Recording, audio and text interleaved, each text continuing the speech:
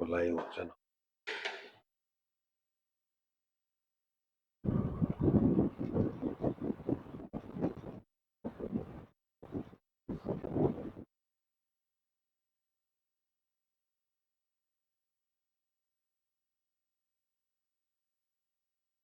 प्यारे बच्चों नमस्कार। आज फिर आपका हरियाणा जीके की एक नई क्लास के अंदर स्वागत है। प्यारे बच्चों, इसकी एक क्लास हमने कल डिस्कस किया था। इस क्लास का जो भी बच्चे आज नए हैं तो वो हमारी ये जो पिछली क्लास है उसको जरूर देख लें, क्योंकि ये चीजें उसी से जुड़ी हुई है। तो शुरू करते हैं प्यारे बच्चों आज की एक नई क्लास को।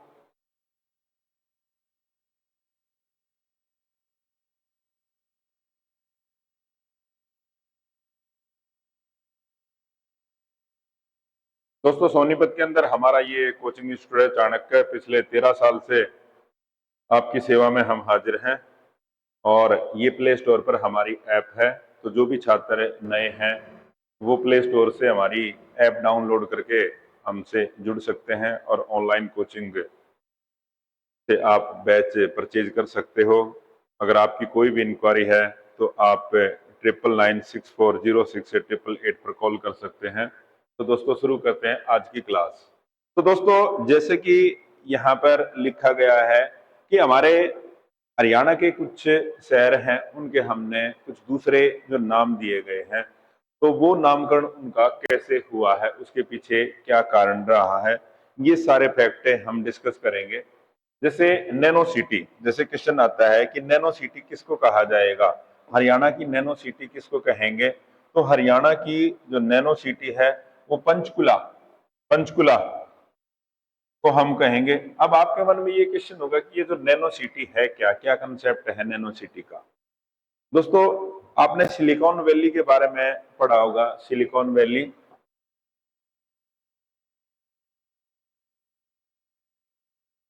आमतौर पर बेंगलोर को हम सिलिकॉन वैली के नाम से जानते हैं। भारत की सिलिकॉन वैली बेंगलोर को कहा जाता है।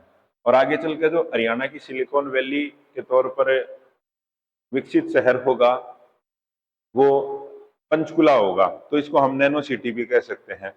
तो दोस्तों, ये अमेरिका के कैलिफोर्निया के अंदर एक औद्योगिक क्षेत्र है और खासकर यहाँ पर जो कंप्यूटर है और कंप्यूटर से जुड़े हुए दूसरे जो उत्पाद हैं उनका पर जोर दिया जाता है। तो अब एक प्लानिंग है कि 11,000 एकड़ में 11,000 एकड़ के अंदर एक नई सिटी को डेवलप किया जाएगा, जिससे बहुत सारे लोगों को रोजगार मिलेगा। तो इसको बेंगलोर या फिर हम इसको कह सकते हैं अमेरिका के अंदर जो सिलिकॉन वैली है उसकी तर्ज पर इसको डेवलप किया जाए। तो हरियाणा की सिलिकॉन वैली किसको कहेंगे हम, ये पंचकुला को। सिटी ऑफ कॉटन, कपास का शहर हम किसको कहेंगे, सिटी ऑफ कॉटन, पलवल। दोस्तों, जो हरियाणा के अंदर पलवल है यहाँ पर कपास का उत्पादन ज्यादा होता है, तो इसलिए हम पलवल को सिटी ऑफ कॉटन कह सकते हैं।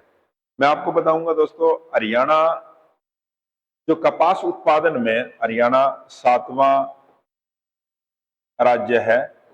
भारत के अंदर कपास उत्पादन में जो हरियाणा का स्थान वो 7वां है और उसके अंदर जो मुख्य जिला है वो पलवल है। यहाँ से पूरे देश के अंदर जो उत्पादन होता है उसका 5% है ये हरियाणा।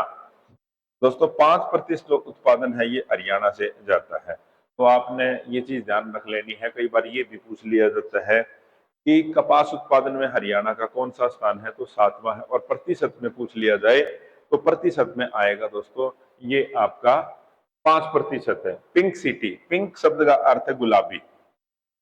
वैसे पिंक सिटी जयपुर को हम कहते हैं गुलाबी, लेकिन हरियाणा का जो पिंक सिटी है वो किसको कहा जाएगा, फतेहाबाद को। दोस्तों, इसका स्टेज आएगा वहां की जो नगर पालिका है उसने एक पहल की कि जितने भी सरकारी ऑफिस हैं उनकी जो बिल्डिंग है तो उसका रंग कैसा किया जाना चाहिए, पिंक किया जाए। उसका रंग कैसा कर दिया जाए, पिंक कर दिया जाए। उसके बाद से ये शुरुआत हुई और इसलिए इसको नाम दे दिया गया हरियाणा की pink city Fatehabad. Magnet city या स्टील सिटी, स्टील सिटी किसको कहा जाता है? ये हिसार को कहा जाएगा। हिसार के अंदर जिंदल के द्वारा लगाया गया बहुत बड़ा स्टील का जो प्लांट है, तो हरियाणा की स्टील सिटी हिसार को कहा जाता है। और यहाँ पे स्टेनलेस स्टील तैयार किया जाता है।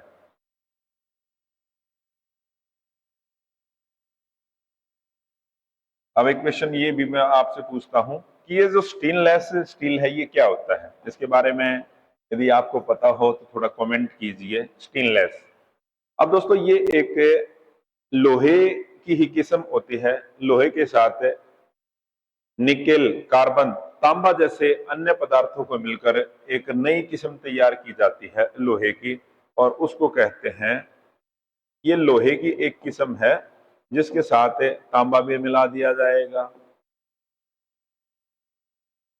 इसके साथ निकेल भी मिला दी जाएगी, कार्बन भी मिला दिया जाता है। इनको मिलाने के बाद एक नया उत्पाद तैयार किया जाता है जिसको स्टेनलेस स्टील कहते हैं। ये आम लोहे की तुलना में काफी, इस लोहे की तुलना में ये आम लोहे की तुलना में ये क्या है, काफी मजबूत मिलेगा। इस पर जंग नहीं लगता, ठीक है।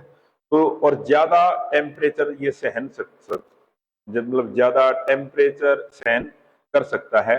तो इसलिए ये जो है, ये दूसरे जो स्टील है उससे काफी बेहतर होता है, और इसका जो कारखाना है ये हिसार में है। मछुआरों का स्वर्ग, यानी जहां पर सबसे ज्यादा मछली उत्पादन किया जाता है, मछली उत्पादन या मछली पाली जाती है, तो वो हथनी कुंड बैराज है। हथनी कुंड बैराज दोस्तों, हथनी कुंड बैराज है तो ये यमुना जो नदी है, यमुना नदी पर बनाया गया एक बांध है। इससे पहले जो बांध बनाया गया था वहां पर एक ताजे वाला बांध, ताजे वाला बांध, फिर उसके बाद एक नया बांध बनाया गया हथनी कुंड बैराज। बैराज शब्द का अर्थ भी होता है बांध।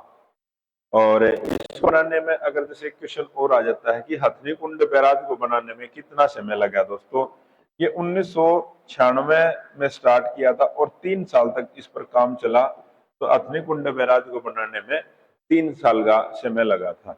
तो जो दोस्तों मैं आपको पॉइंट बताने लग रहा हूं, तो आपने क्या करना है, कॉपी पेन साथ लेके बैठना और इन चीजों को नोट कर लेना है। दोस्तों जब तक आप अपने हाथ से चीजों को नहीं लिखोगे तो वो आपको स्थायी याद नहीं रहेंगी। ये साइकोलॉजी भी कहते हैं कि जब आप पढ़ते हो और साथ के साथ चीजों को नोट करोगे, अपनी हैंडराइटिंग में चीजों को नोट करोगे, 50% वो आपको यही याद हो जाएंगे। आपको और बताना चाहूंगा दोस्तों, ये जो स्टार्टिंग में ही हम एमसीक्यू उठा लेते हैं ना, उससे कंसेप्ट ज्यादा क्लियर नहीं होते। तो आपको क्या करना चाहिए, सबसे पहले जो चीजें हैं वो सब्जेक्टिव उसको पढ़िए, उनके कंसेप्ट को पढ़िए। हाँ, उसके बाद जो प्रैक्टिस के लिए एमसीक्यू या प्रीवियस ईयर एग्जाम के अंदर जो क्वेश्चन आए हैं ना उनको देखिए। लेकिन आजकल ये ट्रेंड बना हुआ है, कोई भी आएगा यूट्यूब पे 10 क्वेश्चन 20 क्वेश्चन एमसीक्यू के लिए आएगा और उनको लगा के जाता रहेगा। वो स्थायी तौर पर आपको याद नहीं रहेंगे। सबसे पहले कंसेप्ट को पढ़िए। एक चीज जो पढ़ते हो उसके साथ 2-3 जो चीजें हैं, दूसरे कंसेप्ट हैं, उनको भी पढ़ने की कोशिश कीजिए, ठीक है। अब जैसे मैंने आपको बताया कि हथनी कुंड बैराज है, इससे पहले ये यमुना नदी पर बना हुआ है, इससे पहले यहाँ पर ताजेवाला बांध था, और इसका जो टाइम पीरियड बना ये कितने समय में बना, 3 साल में। तो इस तरह के जो दूसरे कंसेप्ट है ना, तो वो भी आप याद करते रहिए। भारत का क्यूबा, क्यूबा देश है दोस्तों, पूरे विश्व के अंदर अपने बॉक्सर के लिए जाना जाता है क्यूबा। और हमारे देश के अंदर जो भिवानी है, भिवानी से बड़े अच्छे बॉक्सर निकले हैं नेशनल और इंटरनेशनल पर, जिन्होंने नाम कमाया है। विजेंद्र सिंह हैं जिन्होंने, और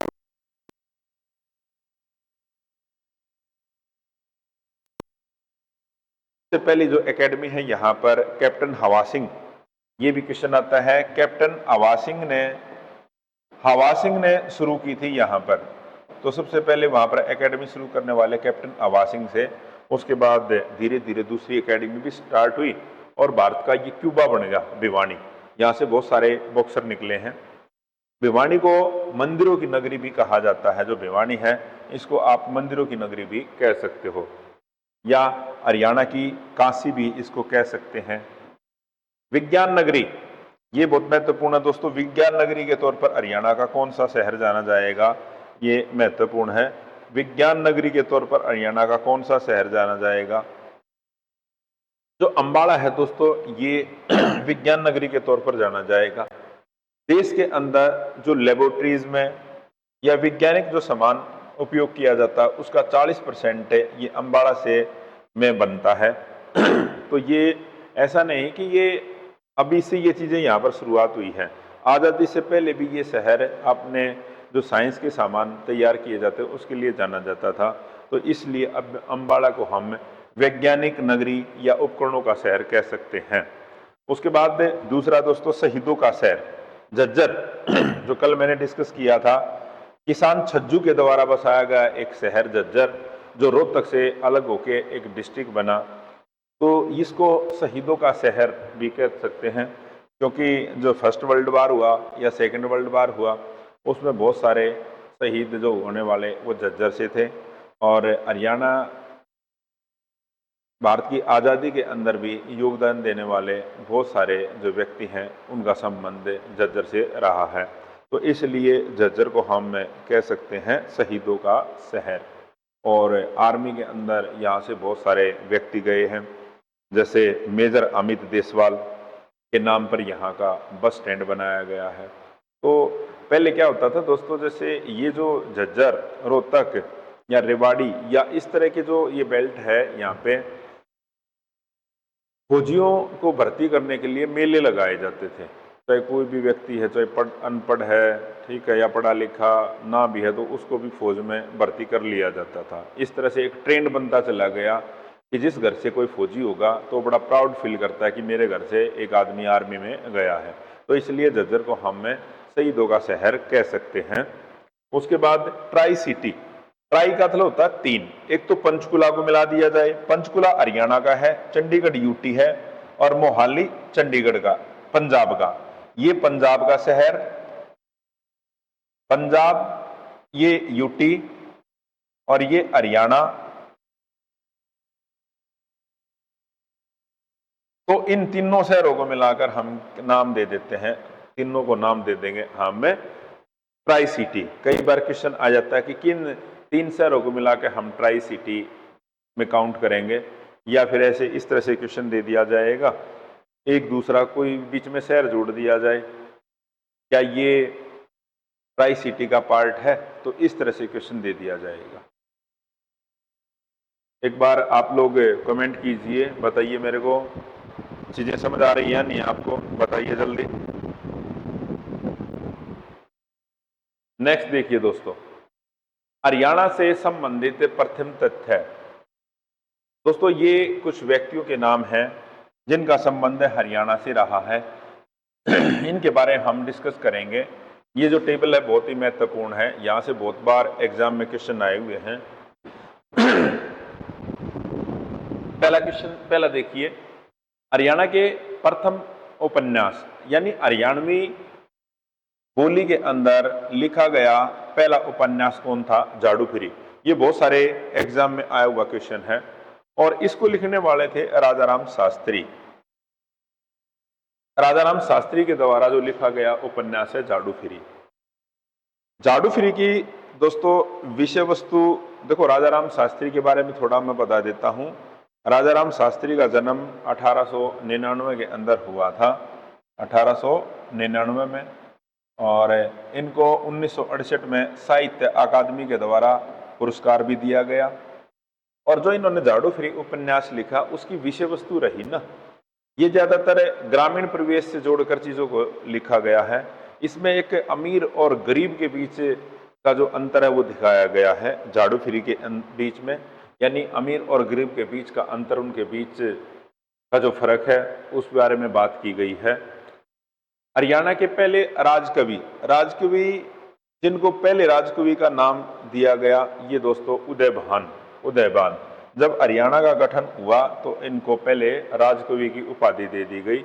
इनका जन्म पाकिस्तान का जो पंजाब है, पाकिस्तान पंजाब में इनका जन्म हुआ था। हरियाणा के प्रथम हास्य कवि मीर जाफर जठाली, मीर जाफर जठाली। हरियाणा का प्रथम समाचार पत्र हरियाणा, ये दोस्तों झज्जर से प्रकाशित हुआ था, हरियाणा। हरियाणा की प्रथम शोध पत्रिका हरियाणा शोध पत्रिका।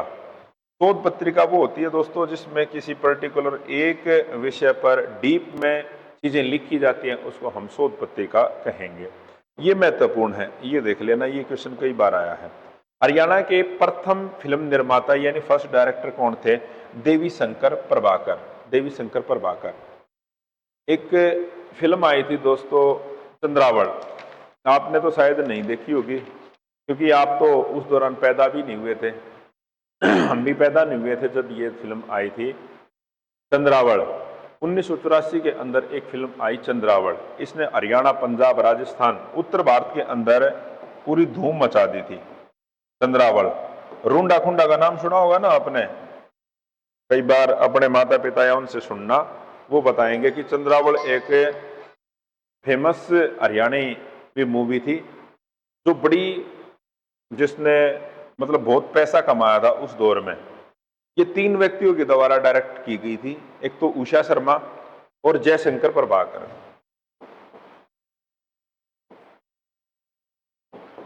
जयशंकर और उषा शर्मा,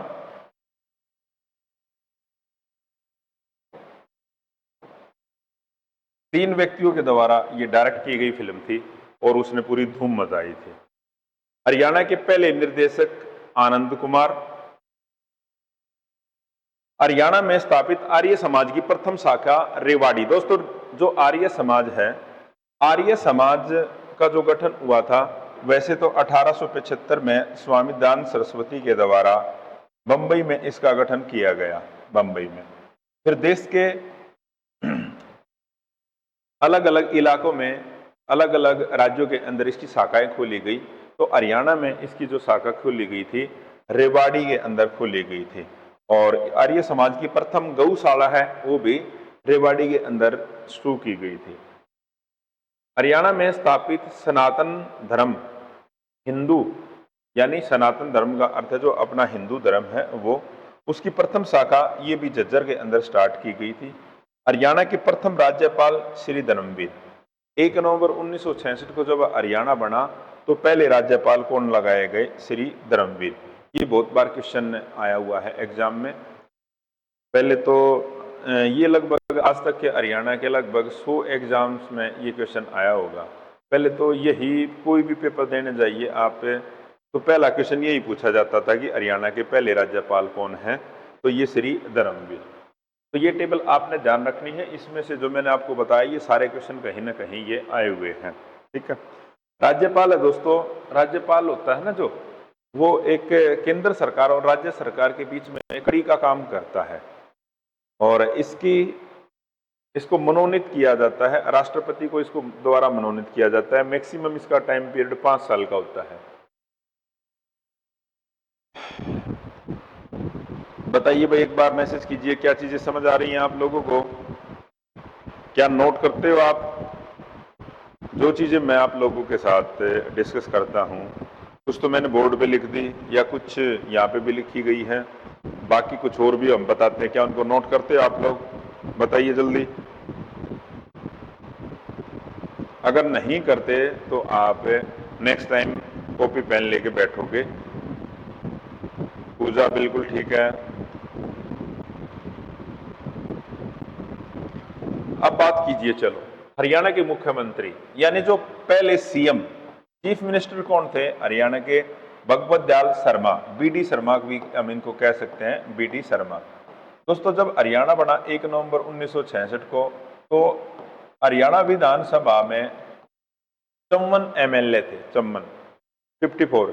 इसमें से ज्यादातर जो मेजोरिटी थी वो किसकी थी? ये कांग्रेस के थे, वो उनकी मेजोरिटी थी। तो इसलिए जो सीएम था वो किस पार्टी का होगा? कांग्रेस पार्टी का। तो भगवत दयाल जो शर्मा थे वो कांग्रेस पार्टी के हरियाणा के पहले सीएम बने थे।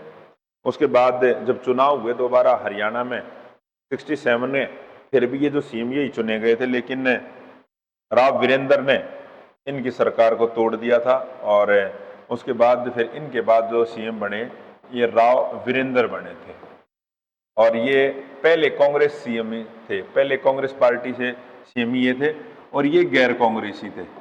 गैर कांग्रेस यानी कांग्रेस पार्टी के नहीं थे ये। इनकी हरियाणा विशाल पार्टी थी, जो इनकी पार्टी का नाम था हरियाणा विशाल पार्टी। ये क्वेश्चन भी कई बार आता है, विशाल पार्टी। और इनके लड़के हैं राव इंद्रजीत, और अभी इनकी पोत्री वो एमएलए बनी है और हरियाणा के अंदर मंत्री भी बनी है। हरियाणा के प्रथम लोकायुक्त, अब जो लोकायुक्त है दोस्तों, ये श्री प्रीतम पाल। पहला ही क्वेश्चन आएगा आपसे, ये लोकायुक्त होता क्या है, क्या काम करता है दोस्तों। देखो लोकायुक्त दोस्तों किसी भी राज्य सरकार के काम करने वाले एक भ्रष्टाचार विरोधी संस्था है ये। यानी इसको सिंपल भाषा में मैं आपको बताऊं, यदि कोई भी सरकारी अफसर रिश्वत लेता है या उसके खिलाफ शिकायत आती है, तो इसकी जांच करने का जो काम करेगा ये करेगा लोकायुक्त करेगा। आप इसको ये लगा सकते हो कि सरकार के जो अफसर हैं उन पर एक एजेंसी का काम जो करता है वो लोकायुक्त करता है।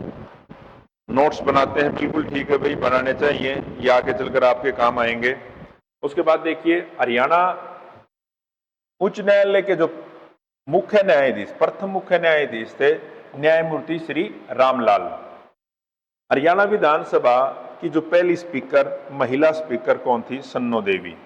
तो दोस्तों जब हरियाणा विधानसभा बनी पंजाब से अलग होके, उसके दौरान जो पहले स्पीकर बनाई गई थी वो सन्नो देवी थी।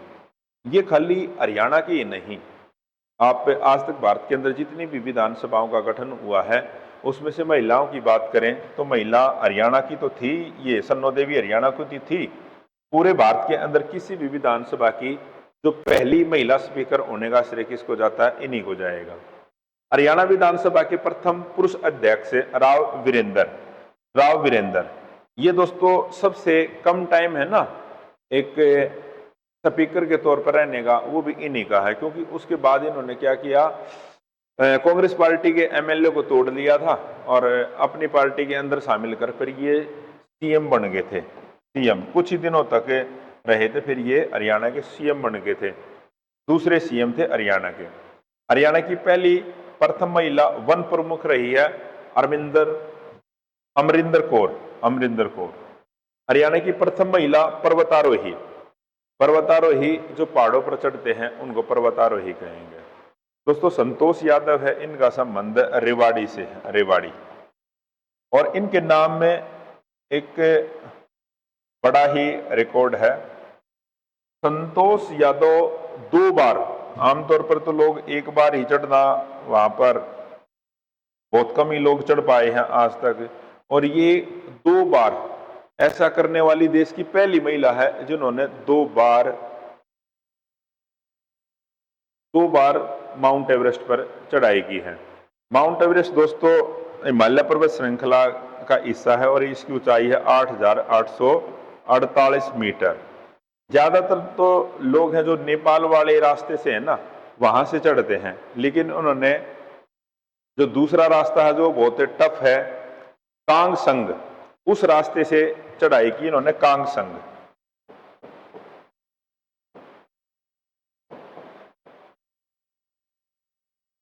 हरियाणा भारत की क्रिकेट टीम में हरियाणा के से संबंध रखने वाले नवाब मसूर अली खां पटौदी, जिसका निक नाम था पटौदी। सैफ अली खान हैं जो फिल्म स्टार हैं, उनके जो पिता थे ये नवाब मंसूर अली पटौदी भी कह सकते हैं इनका जन्म दोस्तों भोपाल के अंदर हुआ था। ये एक भोपाल से इनका संबंध था। हरियाणा के जो पटौदी जगह है वहाँ पर इनका महल भी है। और इसके नाम में जो एक रिकॉर्ड है, इनको क्रिकेट के कारण जाना जाता है। आज तक के टेस्ट क्रिकेट के सबसे जो युवा कप्तान रहे हैं ये मंसूर अली पटौदी रहे हैं। जब ये 1962 में पहली बार इनको टेस्ट क्रिकेट में कप्तान बनाया गया था तो उस दौरान इनकी एज 21 साल 21 वर्ष 77 दिन थी। 1962 में इन्होंने भारतीय टेस्ट टीम की कप्तानी की थी। तो शायद ये जो डेटा मैंने आपको बताए हैं ये आपको याद रह जाएंगे, इसकी पीडीएफ भी आपको दे दी जाएगी। बताइए भाई आपको चीजें समझ आ रही है या नहीं, जल्दी बताइए। नेक्स्ट देखिए दोस्तों, प्रथम क्रिकेट विश्व कप। देखो, आजकल 3 फॉर्मेट में क्रिकेट खेला जाता है। एक तो टेस्ट क्रिकेट होता है, एक वनडे और एक होता है T20। तो दोस्तों, हमने 1983 के अंदर जो एक वनडे होता है ना, पहले तो ये 60 ओवर का होता था और आज ये 50 ओवर का खेला जाता है। तो उस दौरान ने भारत ने पहली बार 1983 के अंदर विश्व कप जीता था। उस दौरान जो कप्तान थे वो कपिल देव थे। कपिल देव को एक ऑलराउंडर के तौर पर जाना जाता है। इनका संबंध दोस्तों चंडीगढ़ से है, चंडीगढ़ के अंदर इनका जन्म हुआ था। तो इन्होंने टेस्ट क्रिकेट में 434 विकेट तो इन्होंने टेस्ट क्रिकेट में ली और वनडे क्रिकेट में 253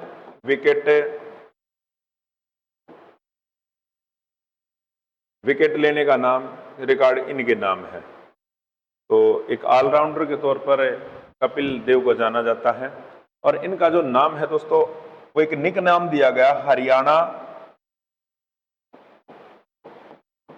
हरिकेन। चलो मैं आपसे क्वेश्चन पूछता हूं, हरिकेन का अर्थ बताइए। हरिकेन जो शब्द मैंने लिखा है, इसका क्या अर्थ होता है? हरिकेन बताइए अगर आपको पता है। पूजा, सोनिया, बताइए हरिकेन का अर्थ क्या होगा?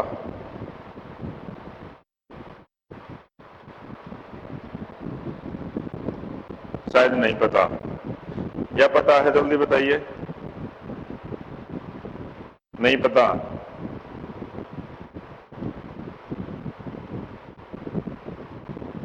सोनिया, चलो मैं बता देता हूं। हरिकेन होता है चक्रवात के कारण आया हुआ तूफान। तूफान ये तेज गेंदबाज थे तो इसलिए इनको हरिकेन की उपाधि दी गई है। अब पता चल गया, आगे कोई पूछेगा तो बता दोगे ना? उसके बाद आगे देखिए, हरियाणा का प्रथम कैंसर संस्थान बाड़सा झज्जर के अंदर। दोस्तों, सबसे बड़ा कैंसर का जो इंस्टीट्यूट है, इसमें 710 बेड, यानी एक साथ 710 व्यक्तियों को यहाँ पर एडमिट किया जा सकता है और 2018 में इसको शुरू किया गया, 2018 में, ये ध्यान रख लेना। हरियाणा का प्रथम विश्वविद्यालय कुरुक्षेत्र विश्वविद्यालय। हरियाणा का प्रथम कॉलेज पंडित नेकीराम शर्मा। अब जैसे नेकीराम शर्मा के नाम पर रखा गया है, तो आप ये बताइए नेकीराम शर्मा कौन थे? नेकीराम शर्मा का संबंध, ये क्वेश्चन बहुत बार आता है, भिवानी,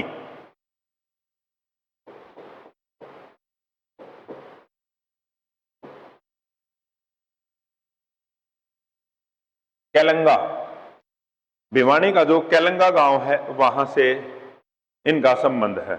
और इनकी सबसे बड़ी बात यह रही कि महात्मा गांधी के द्वारा जितनी भी मूवमेंट आंदोलन चलाए गए, उन सभी के अंदर इन्होंने हिस्सा लिया। महात्मा गांधी के बहुत बड़े फॉलोवर थे ये। इन्होंने जो 1905 में जो कांग्रेस का अधिवेशन हुआ था ना, 1905 में जो कांग्रेस का अधिवेशन हुआ, उसके अंदर भी इन्होंने भाग लिया। गांधी जी से इनकी मुलाकात 1915 में हुई और महात्मा गांधी के द्वारा जो पहला आंदोलन भारत में चलाया गया था, नॉन कोऑपरेशन मूवमेंट है, उनमें भी इनकी बड़ी भागीदारी थी। उसके बाद भारत में एशिया का सबसे बड़ा पशु फार्म है इसार। इसार के अंदर सबसे बड़ा पशु फार्म है, इसार यूनिवर्सिटी भी है।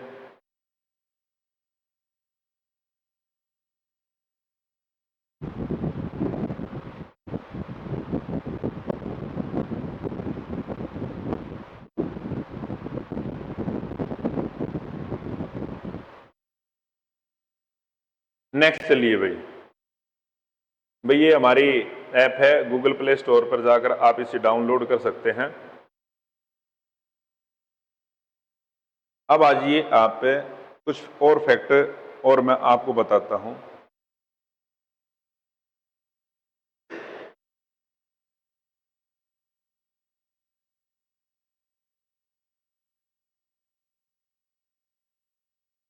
हरियाणा का सबसे ज्यादा वन क्षेत्र वाला जिला वन रिपोर्ट के हिसाब से है पंचकुला।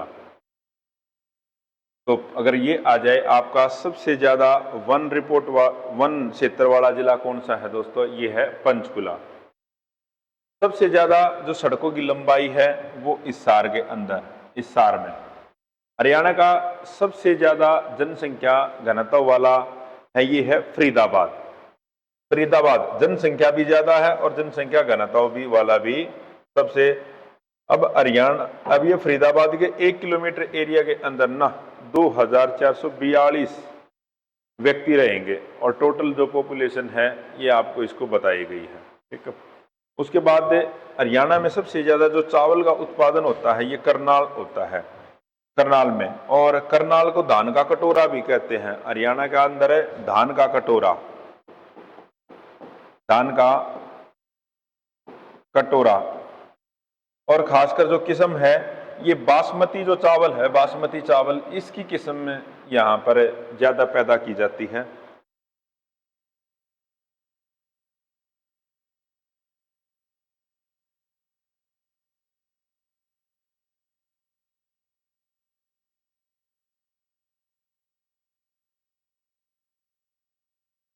अगर दोस्तों यहाँ पर मैं एक फैक्ट और बताना चाहूंगा, मैं आपसे भूल गया यहाँ पे।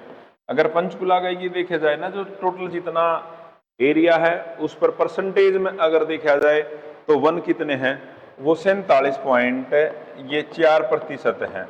और जो सबसे कम है ये करनाल में, ये सबसे कम है ये करनाल में, सबसे ज्यादा है पंचकुला के अंदर। हरियाणा का सबसे बड़ा गेहूं उत्पादक जिला है ये सिरसा है। सबसे ज्यादा पशु वाला जिला ये इस्सार में है। और सबसे ज्यादा साक्षरता वाला जो जिला है ये गुरुग्राम, जहां पर 84.70 है साक्षरता। मैंने कल भी बताया था साक्षर और शिक्षित, इनमें क्या अंतर होता है, साक्षर और शिक्षित। दोस्तों साक्षर तो वो होगा जो अपना नाम लिख सकता और पढ़ सकता, उसको हम साक्षर कह सकते हैं।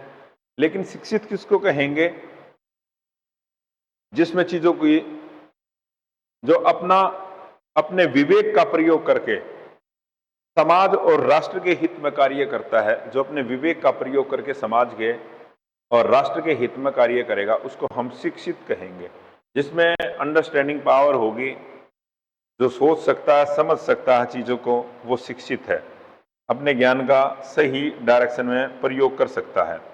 हरियाणा का सबसे बड़ा रेलवे स्टेशन अंबाला कैंट है, अंबाला कैंट। सबसे ज्यादा लिंग अनुपात है ये मेवात में। मेवात में दोस्तों 1000 जो पुरुषों के पीछे महिलाओं की संख्या है ये है 907। और सबसे गर्म जिला है इस्सार, सबसे गर्म जिला आएगा इस्सार। हरियाणा की सबसे ऊंची चोटी है दोस्तों ये करो चोटी है और ये 1514 मीटर है। और कौन से जिले के अंदर है ये है पंचकुला। ये भी क्वेश्चन पूछा जाता है, पंचकुला। और शिवालिक पर्वत श्रृंखला का हिस्सा है ये। हरियाणा में सबसे ज्यादा वर्षा वाला जो जगह है ये छछरौली, यमुनानगर। सबसे लंबी नदी कौन सी है, घग्गर। जो सारा साल बहने वाली नदी है वो कल बताया था मैंने, यमुना नदी है। वो मात्र एक ऐसी नदी है जो सारा साल बहती है, बाकी तो ये कौन सी नदी है, ये बरसाती नदी है। हरियाणा का सबसे ज्यादा क्षेत्र वाला फल जिला है जिसका एरिया सबसे ज्यादा है, ये है सिरसा। और देखो यहाँ पर सिरसा सबसे ज्यादा क्षेत्रफल वाला जिला है, तो जो जनसंख्या घनत्व है सबसे कम है वो कहां पर है, वो सिरसा के अंदर ही है, ठीक है।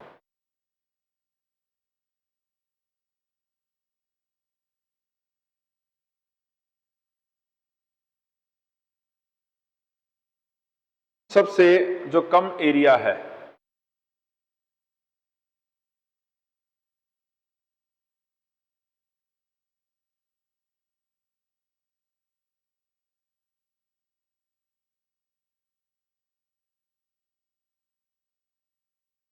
तो दोस्तों आज की क्लास के अंदर इतना ही। तो अभी आपकी फिर बाद में दूसरी जो क्लास होगी वो मैथ्स की होगी, तो कुछ मिनट का ब्रेक है। तो इसी तरह से हम नए नए जो टॉपिक्स हैं आपके हरियाणा जीके के वो आपके साथ शेयर करते रहेंगे। तो आपने क्या काम करना है, जो चीज़ें मैंने आपको पढ़ाई हैं उनको के नोट्स बनाने हैं और उनको याद करना है, ठीक है।